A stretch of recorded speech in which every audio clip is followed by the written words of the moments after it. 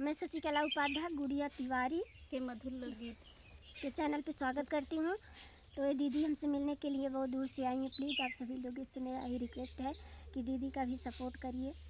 और आप लोग बहुत अच्छे हैं, सबका सपोर्ट करते हैं, सबका साथ देते हैं, इसलिए कुछ उम्मीदें लेकर दीदी हमारे पास आई हैं। तो आप लोग इनका भी सपोर्ट करिए ताकि ये भी आगे निकल जाए, इनका भी चैनल मोनो हो जाए। हर एक इंसान का कोई ना कोई सपना रहता है, इसलिए दीदी हमारे पास मिलने के लिए आई हैं। तो इनका भी पूर्ण करिए सपना। नमस्कार।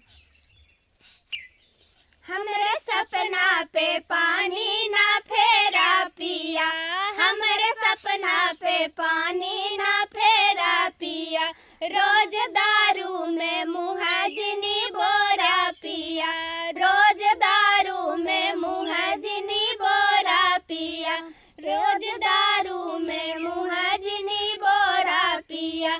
एक शर्त मोरी माना, एक बात पिया ठाना, एक शर्त मोरी माना, एक बात पिया ठाना, तो है दारू चाही कि मैं हरारू पिया, तो है दारू चाही कि मैं हरारू पिया।